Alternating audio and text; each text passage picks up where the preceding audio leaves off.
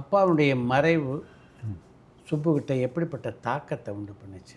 ஆக்சுவலாக நான் வந்து என் பிரதர்ல அப்பா இங்கேருந்து அமெரிக்கா கிளம்பி போயாச்சு.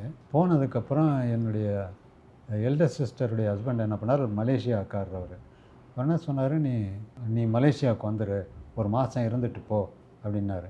உங்களை? ஆமாம். அன்புள்ளத்தான் படம் முடிஞ்சு கொஞ்ச நாளில் அந்த மன வருத்தத்தில் இருந்தப்போ சரிண்ணா நான் மலேசியா போய் இறங்குறேன். இறங்கி அன்றைக்கி சாயந்தரம் சிக்காகோ மருத்துவமனையில் கண்ணதாசன் அனுமதின்னு வருது. ரொம்ப தவிப்பாக இருந்தது. அப்புறம் இவர் வந்து பார்த்தாரு, கமலா தேட்ரு சிதம்பரம் அவன் வந்து பார்த்தாரு. அந்த செய்திகள்லாம் வந்துக்கிட்டு இருந்தது.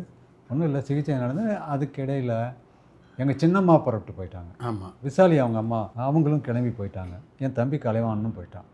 ஸோ இத்தனை பேர் போயிருக்கிறதுனால சரி ரொம்ப ஏன்னா மன அழுத்தம் அப்போ வரலை. அப்பா மீண்டு வந்துடுவாருங்கிற எண்ணத்தில் தான் இருந்தேன். ஆனால் நான் இங்கே திரும்பி வந்ததுக்கப்புறம் தான் கலைவாணனும் அங்கேருந்து வந்துட்டான். கலைவாணன் வந்து ஒரு வாரத்துக்கு முன்னாடி வந்துட்டான். ஒரு வாரம் கழித்து தான் அப்பாவுடைய மறைவு நடந்தது. அப்போ வந்து அவங்க சின்னம்மா 2 பேரும் தான் இருந்தாங்க. ரொம்ப இதுதான் சார் இருந்தது.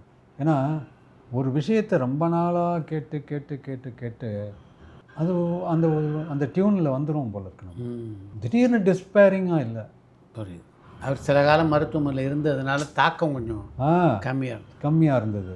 இன்னொன்று அவருடைய உடல் நல கோளாறுங்கிறது இங்கேயே ஆரம்பிச்சிருச்சு. நிறைய காஃப் பண்ணி சளி வந்துக்கிட்டே இருக்கும். இப்போ எம்ஜிஆர் ஒரு மருத்துவமனையில் சேர்க்க சொன்னாலும் எம்ஜிஆர் தானே பண்ணார். ஆமாம், இங்கே வந்து ஜிஹெச்சில் சேர்த்து அந்த டீன் தான் அட்டன் பண்ணிகிட்டு இருந்தார்.